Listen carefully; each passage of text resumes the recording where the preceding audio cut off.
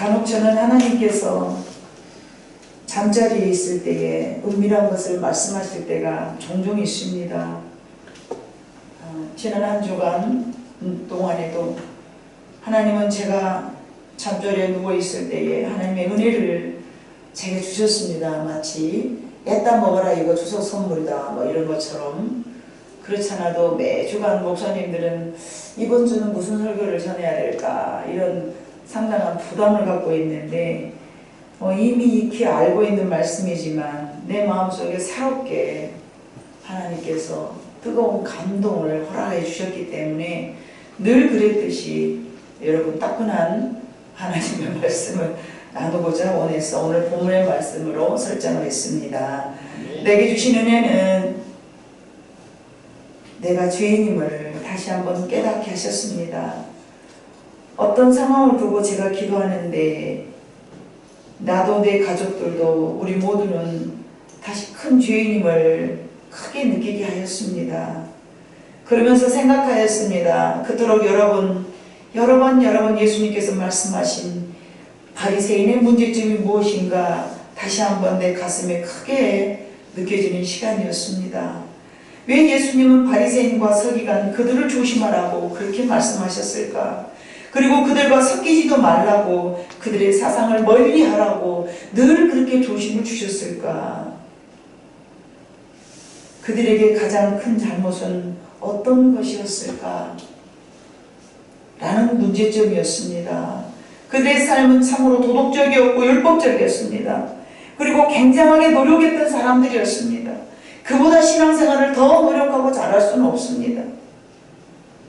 그러나 하나님 앞에서 온전하게 살아보려고 많이 노력했지만 결과로는 하나님 앞에서는 여간 죄인임을 예수님께서 지적하셨습니다. 그들은 일주일에 한 번씩 금식하고 11조를 드리고 온전한 주일 성수를 지키기 위해서 주일 성수에 관한 563가지의 법을 다 지키면서 살아가고자 하는 정말 완벽을 추구하는 성도였습니다. 그런데 주님은 그들과 조심해라, 그들과 섞이지 말아라, 그들의 사상을 항상 조심해야 된다라는 말씀을 거듭 말씀하셨습니다. 오늘 본문의 내용도 봐보니까 예수님께서 그곳을 지나 마태를 하는 세관에 앉아있는 것을 보더니 11절에 바리새인들이 보고 그의 제자들에게 이르되 어찌하여 너희 선생은 세리와 지인들과 함께 잡술 수 있느냐 라고 바리새인들이 예수님을 힐난하는 비난하는 그런 그런 말을 했을 때 예수님께서 12절에 그렇게 말씀하셨습니다. 건강한 자에게는 의사가 쓸데없고 병든 자에게라야 쓸데있느니라 라고 말씀으로 대답을 해주셨습니다. 이 본문의 내용을 봐도 세리와 죄인들과 함께 앉아서 밥을 먹는 일까지라도 금연하며 살아왔던 바리새인들이었습니다. 왜 그들은 세리와 죄인들하고 함께 앉아있는 것조차도 싫어했을까요? 그 이유는 그들과 함께 앉아있으면서 죄가 혹여 묻어버릴까? 나는 저들하고 달라 라는 것을 구분하는 마음으로 선을 딱 그어서 그들하고 함께 앉아있는 예수님 그 자체도 용납할 수 없었던 완전을 추구하는 그런 성도들이었습니다. 그런데 예수님은 마태복음 23장에 봐보니까 화 있을진저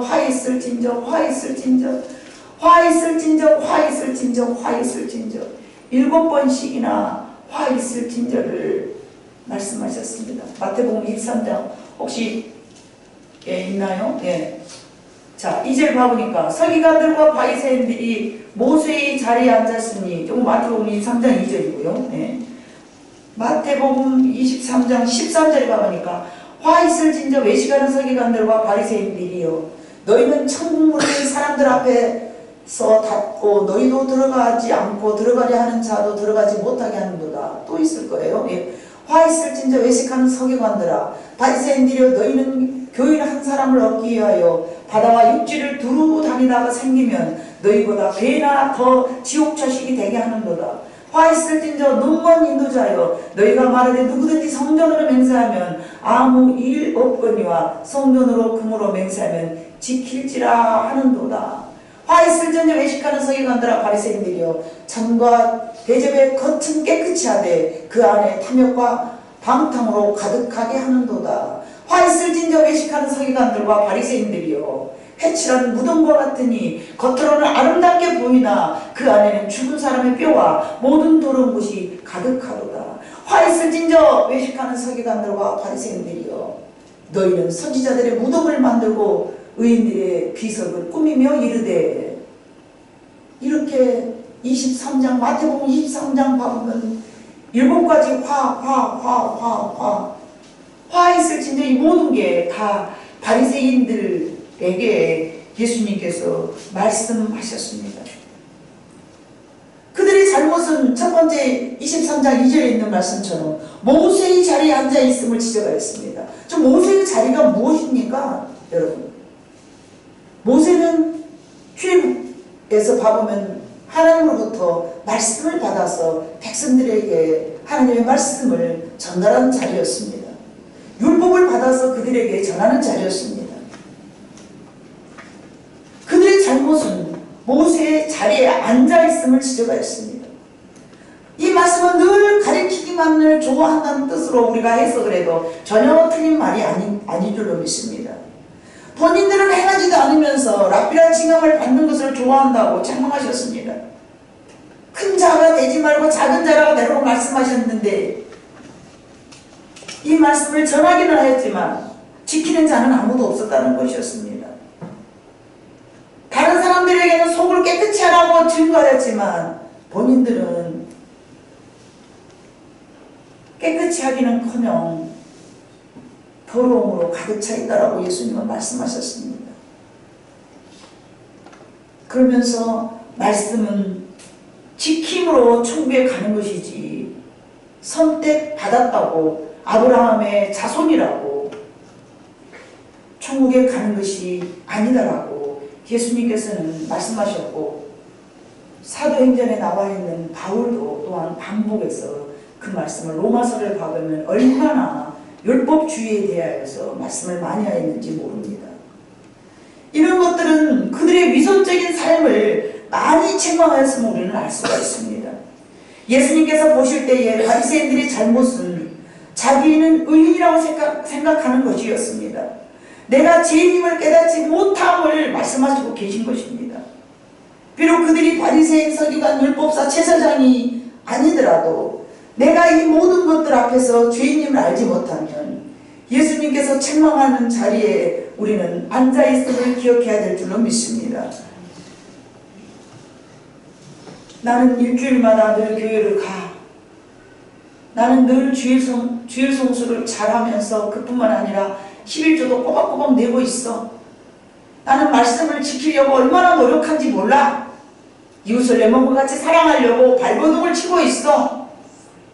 난 세상의 그 어떤 것보다 하나님을 더 사랑해. 그래서 나는 하나님 앞에 그닥 열심히 살아가고 있기 때문에 죄인이라고는 하지만은 죄인의 자리에 앉아있지는 않아. 혹 여러분 그런 마음으로 살아간다면 예수님께서 책망하는 바리새인과 다를 바 없다라는 사실을 제가 깨달았다는 것입니다. 시편 1편 1절로 6절에 봐보니까 복 있는 사람은 악인들의 꾀를 따르지 아니하며 죄인들의 길에 서지 아니하며 오만한 자들의 자리에 앉지 아니하고 오직 여호와의 율법을 즐거워하여 그 율법을 주야로 묵상하는 자라. 그는 시냇가에 심은 나무가 철을 따라 열매를 맺으며 그 잎사귀가 마르지 아니한 것 같으니 그가 하는 모든 일이 다 형통하리로다.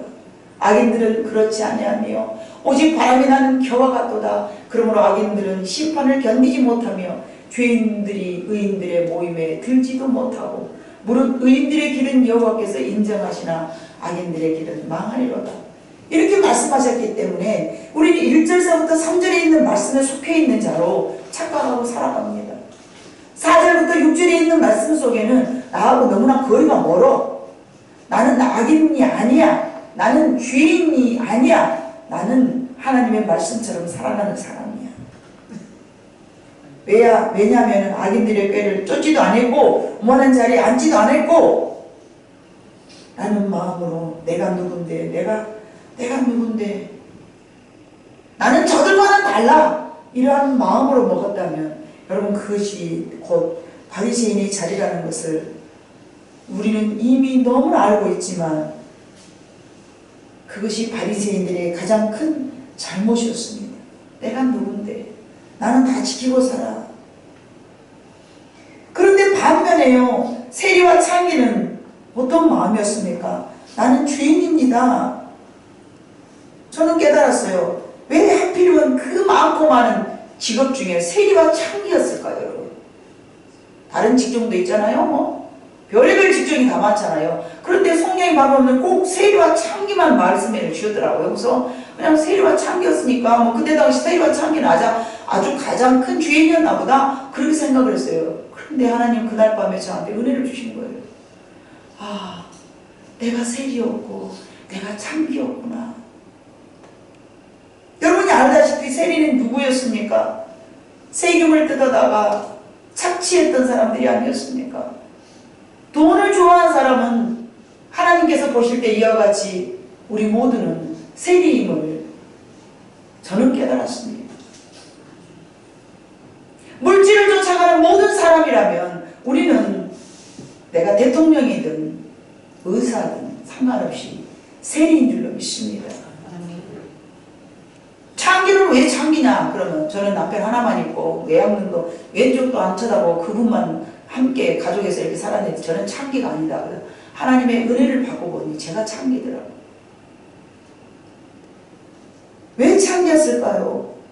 하나님을 떠나서 세상을 사랑했다면 음란한 고멜과 같은 여인이 바로 나였다라는 생각이 들었습니다.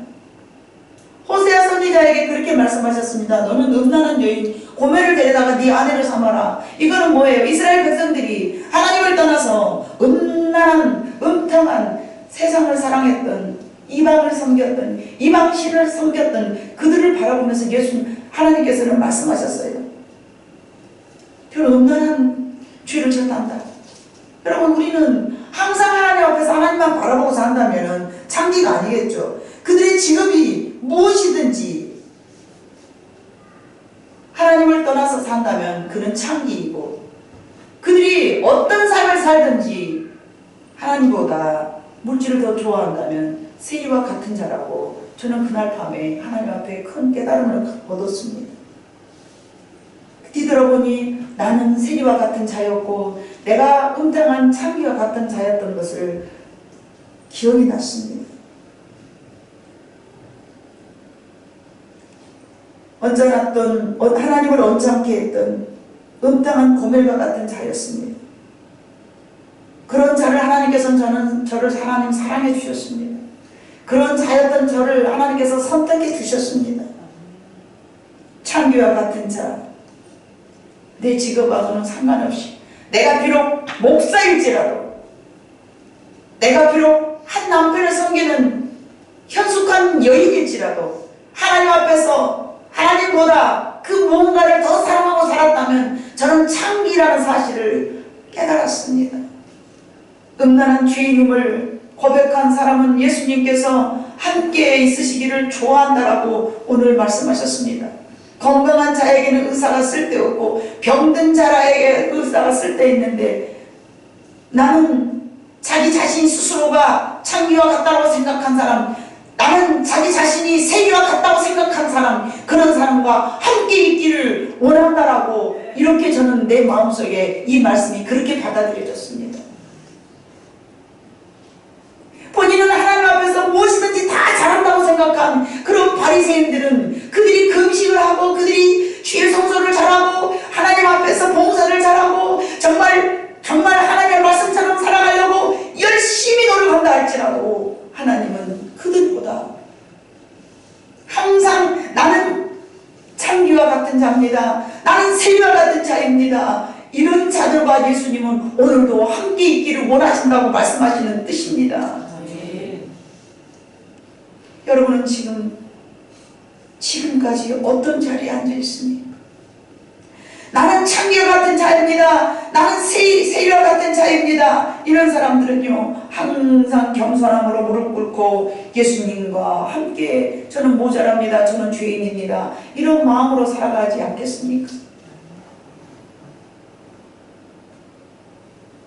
세상의 물질을 쫓아갔던 사람이요, 주님을 만나고 나니까 하나님, 내가 가지고 있는 재물을 다 풀어서 다른 사람에게 나눠주겠습니다.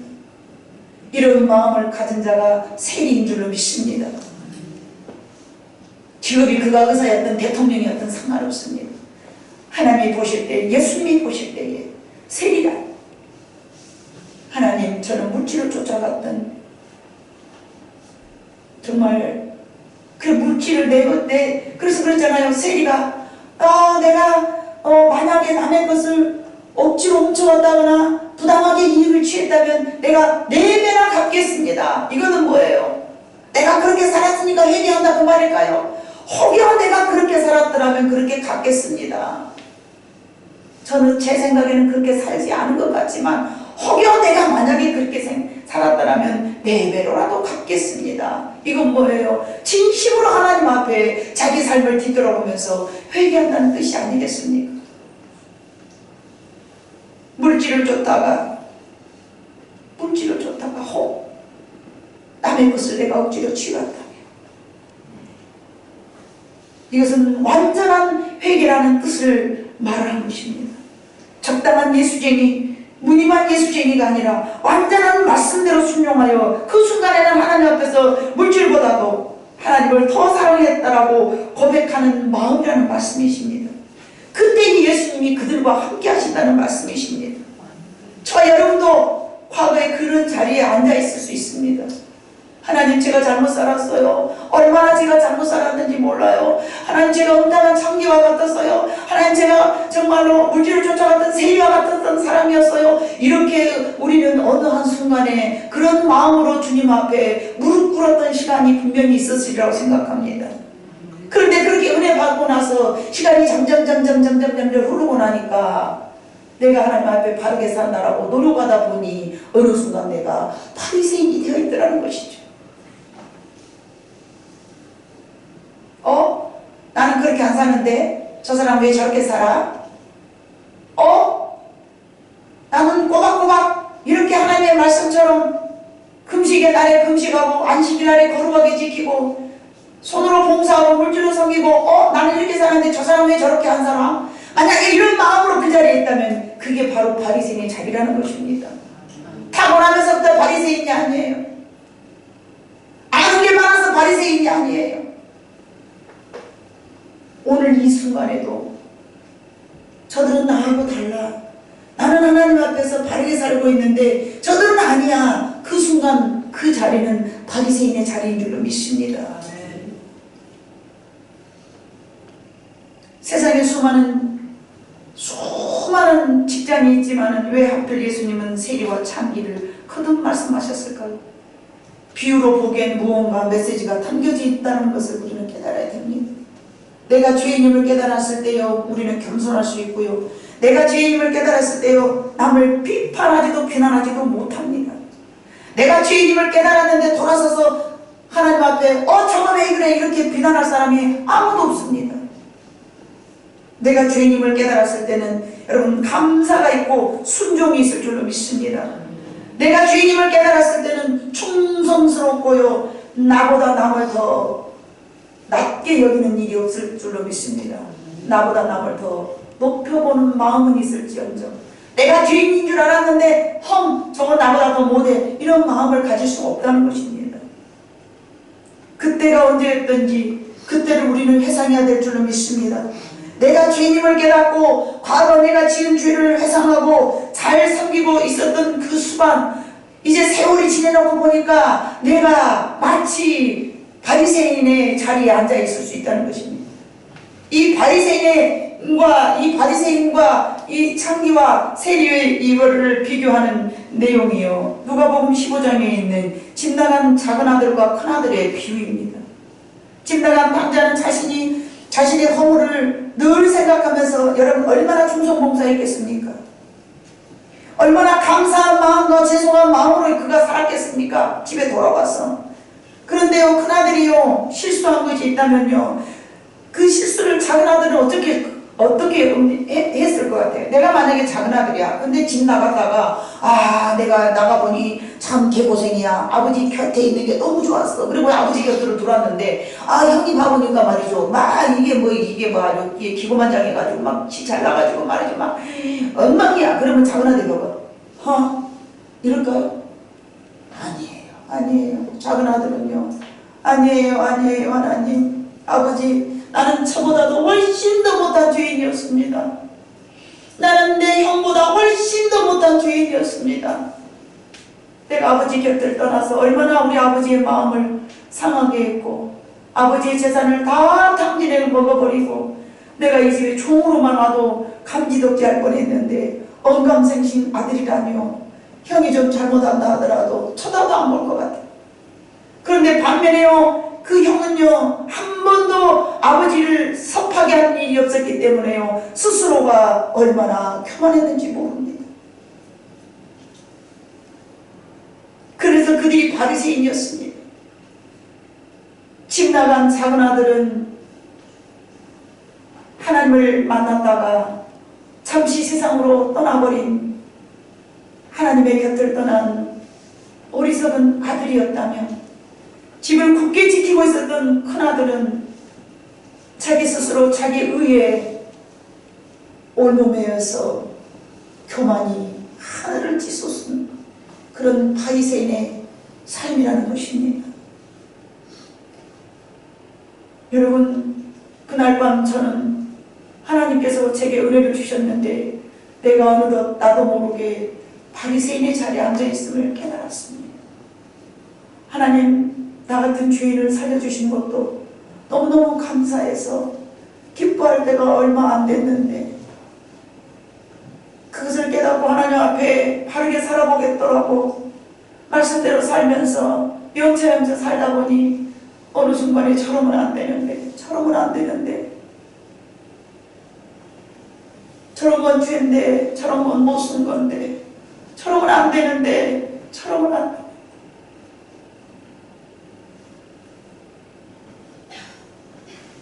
내 스스로 바리새인의 자리에 앉아서 비난하면 죄라는 걸 알기 때문에 겉으로 표현을 안 했지만 마음속으로 저러면 안 되는데, 저러면 안 돼.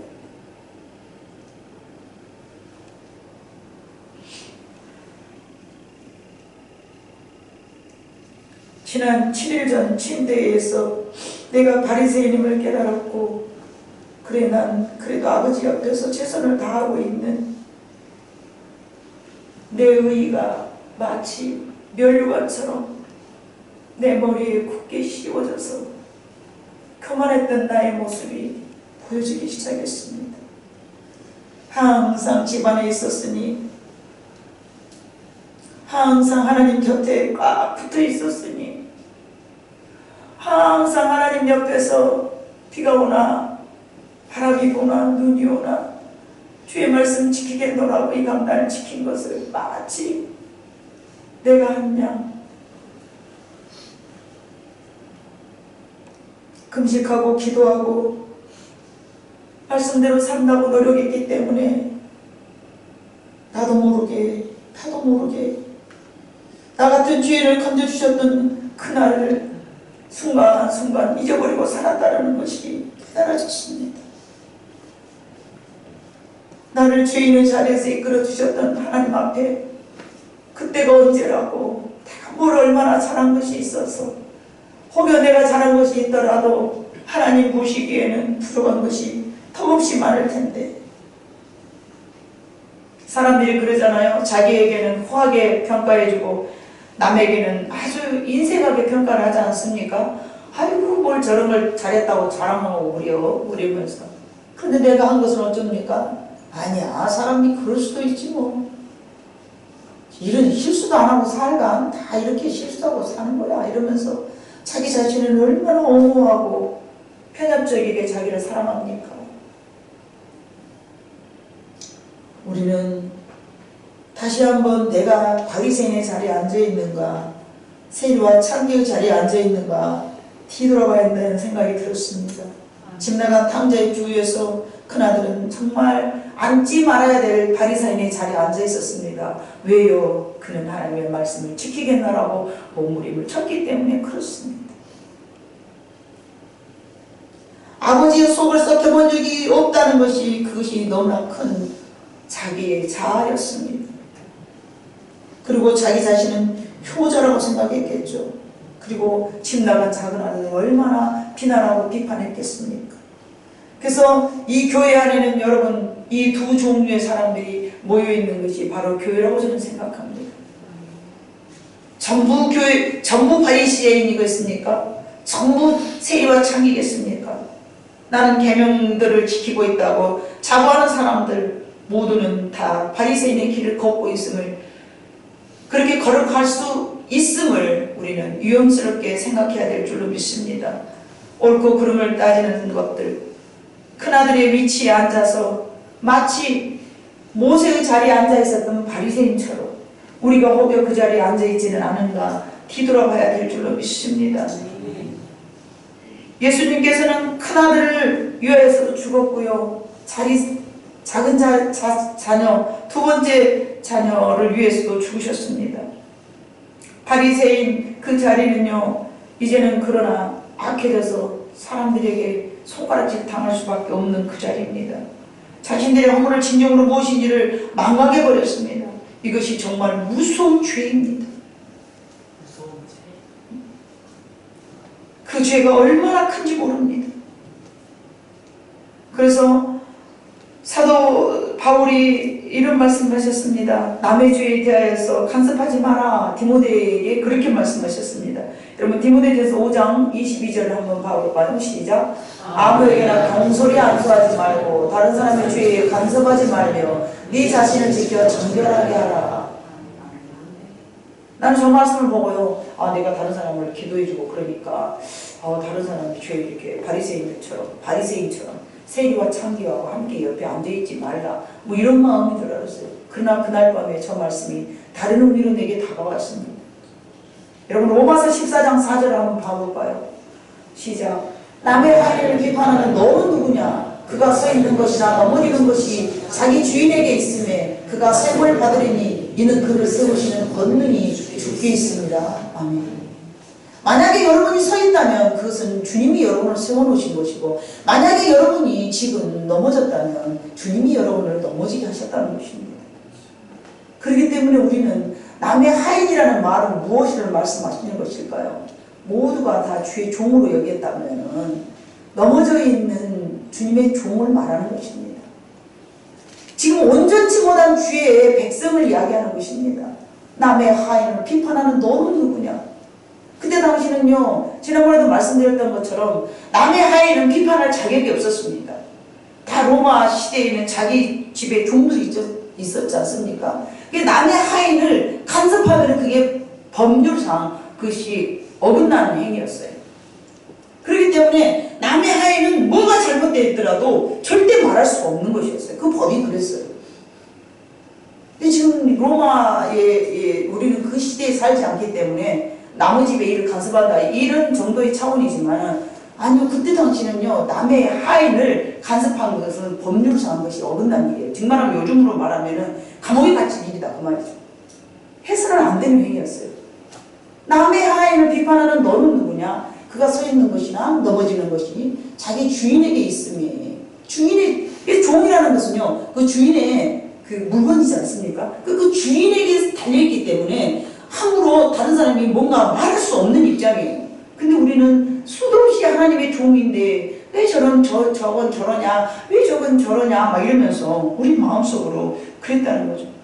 바리새인들이 오늘 본문에 봐보니까 그래 11절에 제자들에게 이르되 어째 너희 선생은 세리와 지인들과 함께 잡수시느냐. 본인들이 안 하는 행위를 하고 있기 때문에 그거를 갖고 비난을 하고 있어요. 이해할 수 없네? 받아들일 수 없네? 이렇게 말하고 있는 거예요. 이 말씀이 여기만 있는 게 아니에요. 복음서에 보면 정말 얼마나 많이 기록되어 있는지 모릅니다. 네? 내 입장에서 죄의 문제를 다루다 보면 그 사역이 정말로 잘못될 수 있어요. 그래서 남의 허물이나 남의 죄를 이제 보다 보면은 그 자리는 바리새인의 자리가 된다 그 말씀이죠. 그래서 화를 면치 못할 자리이기 때문에 남의 하인을 비판하지 말라. 그 자리가 바로 시편 1편에 있는 말씀처럼 오만한 자리가 되기 때문에 그렇습니다. 그 사람이 세워지는 것이나 넘어지는 것은 오직 하나님만이 하실 수 있다. 그것이 혹 내 자녀이든 내 가족이든 내게 맡겨진 일이 아니라는 것입니다. 오직 예수님, 오직 성령님만이 그 자리를 그를 세우고 일으키실 수 있다는 말씀입니다. 아멘. 고린도전서 3장 6절을 한번 보겠습니다. 고린도전서 3장 6절이 빠졌나봐요. 우리가 한번 여러분 찾아볼까요? 자, 시작. 나는 심었고 아볼로는 물을 주었을 때 오직 하나님께서 자라게 하신다니. 아멘. 그런즉 7절 그런즉 심는 이나 물 주는 이는 아무것도 아니로되 오직 자라게 하신 이는 하나님뿐이니라. 왜 이런 말을 했을까요? 아볼로파, 바울파, 뭐 베드로파 막 이러면서 나는 아볼로에게 세례를 받았어. 나는 바울에게 받았다니까. 바울이 얼마나 센 줄 알아? 아볼로는 별거 아니야. 이러면서 막 다툼이 일어났어요. 고린도 교회는 다툼이 심했습니다. 그래서 이 다툼을 가지고 바울이 말하는 거예요. 아니다. 나는 심었고 아볼로는 물을 주었을 때 오직 자라나게 하신 이는 하나님뿐이다. 사랑하는 성도 여러분, 오직 내가 죄인이었으면 우리는 기억해야 될 줄로 믿습니다. 도저히 용납되지 않는 가족이 있더라도 우리의 힘으로는 안 되는 것임을 기억하시기를 바랍니다. 내가 주님 안에서 온전하게 되었음을 우리는 기억해야 됩니다. 이전의 나의 모습, 추한 죄인이었음을 우리는 잊지 말아야 될 것입니다.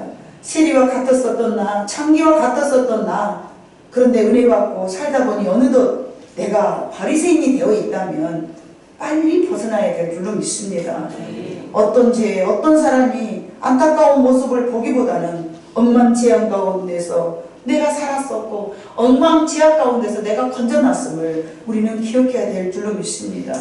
내 모습을 발견하다 보면은 우리 모두는 다 똑같은 죄인임을 기억할 줄로 믿습니다. 여러분 출애굽기 12장 14절에 가보면요, 너희는 이 날을 기억해라 라고 예수님 하나님 모세를 통하여서 하나님 말씀하셨습니다. 이 날이 무슨 날입니까? 애굽에서 건짐받았을 때 쓴나물을 먹고 이제 무교병을 먹으면서 그날을 기억하라, 그날을 기억하라. 얼마나 그날을 많이 기억하라. 너희는 죄인된 그 자리에서 너를 건져줬다. 이걸 기억해라, 기억해라, 기억해라. 우리는 여러분 출애굽기를 통해서 기억해라, 기억해라, 기억해라를 너무 망각하고 산 것 같습니다. 지금은 은혜의 때이기 때문에 내가 구원받았음을 늘 잊어버리고 그들에게는 예수님께서 모세를 통하여서 그날을 6월절 절기로 지키라고 했어요. 즉 말하면 내가 구원받았던 그날을 절기로 생각하면서 기억하라는 얘기입니다. 기억해라, 기억해라. 1년에 한 번씩 네가 죄인이었던 것을 기억하고 다시 쓴나물을 먹고 무교병을 먹으면서 여러분 얼마 동안 잊어버리고 살았습니까? 내가 죄인이었는데 하나님 앞에 구원받았음을 여러분은 얼마만큼 기억하고 있습니까?